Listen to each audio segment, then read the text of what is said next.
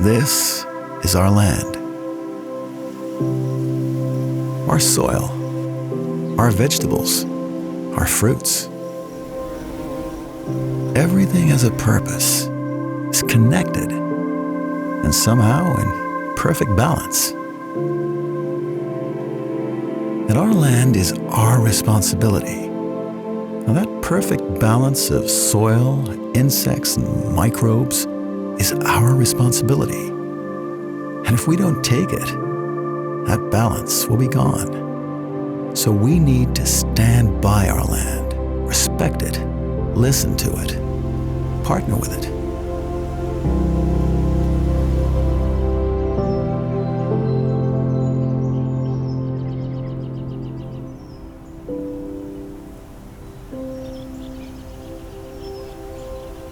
We zijn ertussen geboren.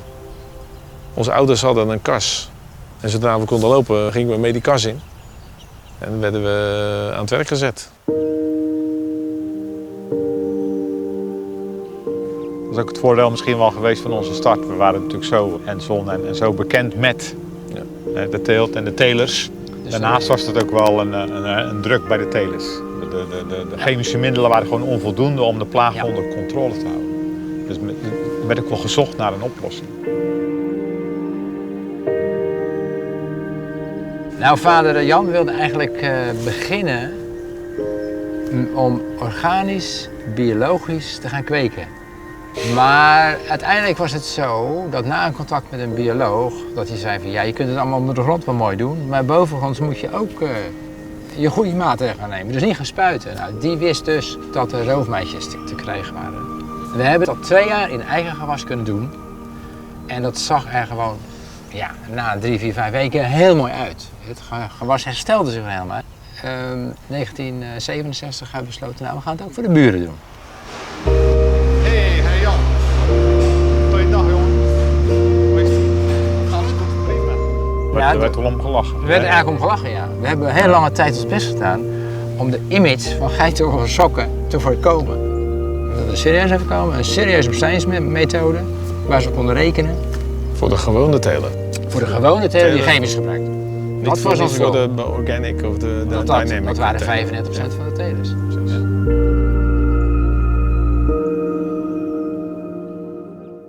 Je moet wel met goede oplossingen komen. Want die teler is natuurlijk ook kritisch. En dat is ook terecht. Je moet een relatie opbouwen, je moet vertrouwen winnen. Want hij doet iets en hij ziet voorlopig niets.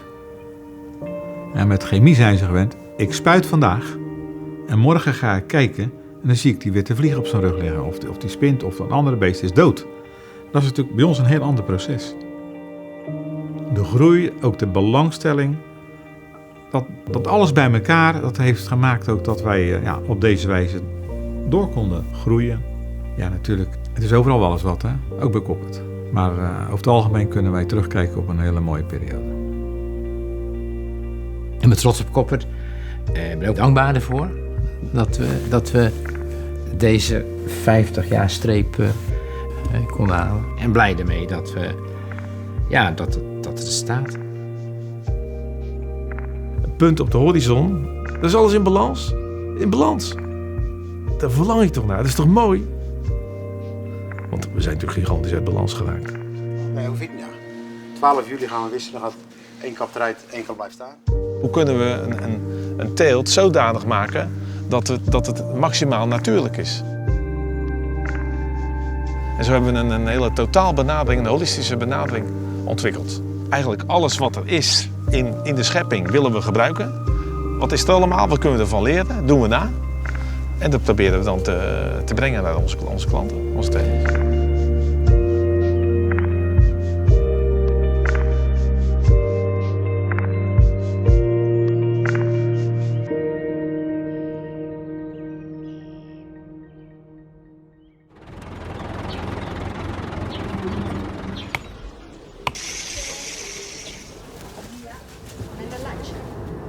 Growing up, I was really, interested and curious about living things.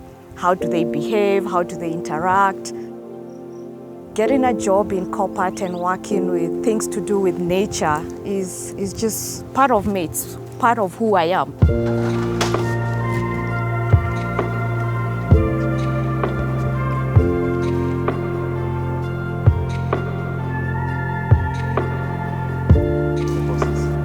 What we do as technical consultants, we introduce the insects into the crop. So with the growers, we show them how to work with that, what programs to work with, what numbers to work with. Tell me, how frequent are you changing the crops now?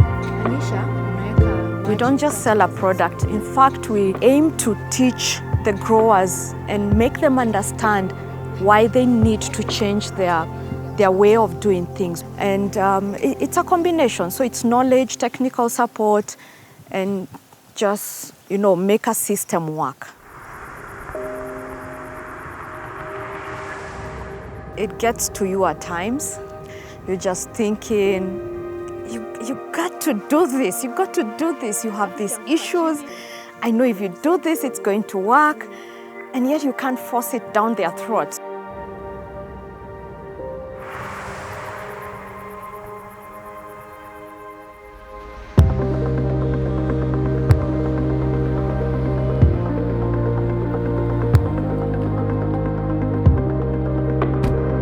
I believe, education never ends. I also attend some trainings that really just, enhance me, and I'm more capable to, deliver the information better to the growers, teach them what will be of benefit to them.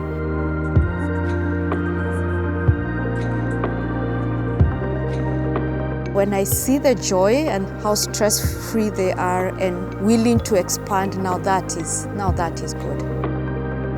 It's a great feeling.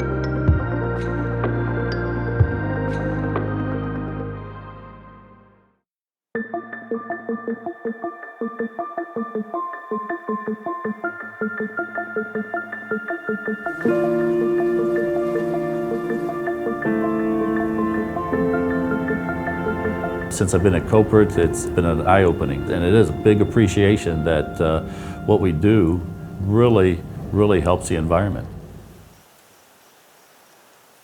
Our business is very dependent on nature. You've got to take a look at the grower side of things, and then also on the bumblebee side of things.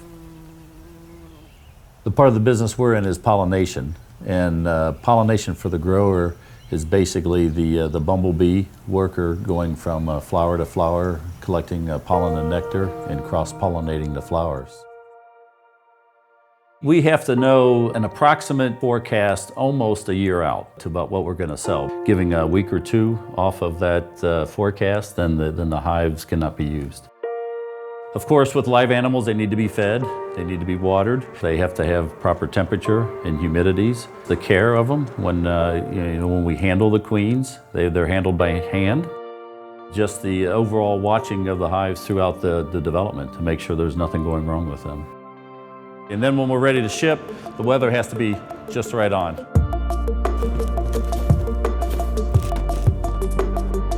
We're in the blueberry season, and it's our biggest season, our outdoor season. This is the biggest shipping month for us. So all the hives that we've spent the last 10 weeks on developing, rearing, are going out this door, and they're going out quickly. Truckloads after truckloads are coming in to take the hives out.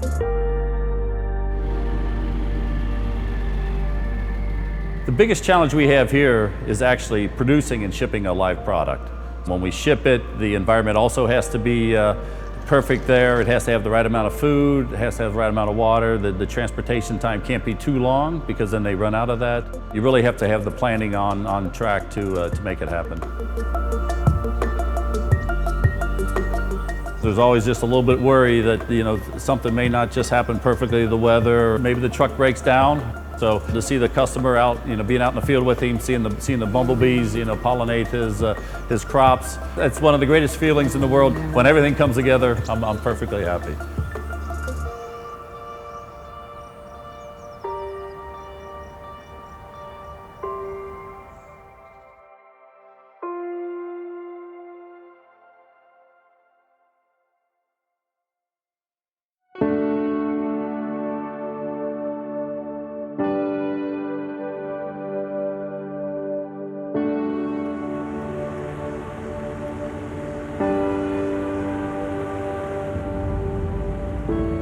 O Brasil tem um pouco mais de 60 milhões de hectares cultivados em campo aberto.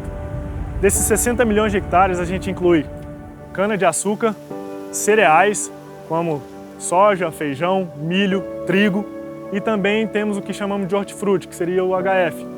A agricultura no Brasil está numa necessidade muito grande de novas tecnologias, pois está acrescentando, está entrando bastante pragas e doenças e o pior, elas estão desenvolvendo resistências ao produto químico. Então, a necessidade do produto biológico para quebrar essa resistência e o produtor ter um sucesso na produção final está sendo cada vez maior.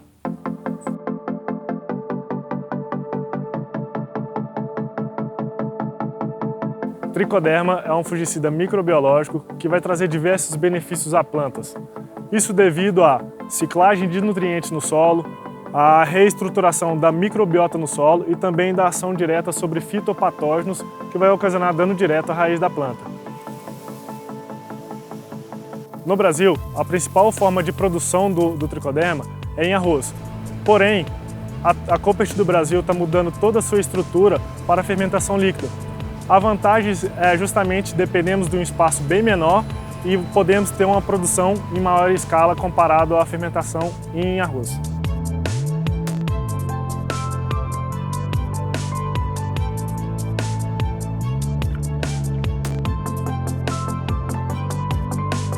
Então, é uma satisfação muito grande e poder trazer tecnologias novas e trazer novos conhecimentos para implantar no nosso sistema de produção, tanto solo, também quanto planta, pensando aí num sistema que vai trazer um produto mais saudável e vai afetar diretamente a saúde das pessoas. Isso me faz sentir orgulhoso.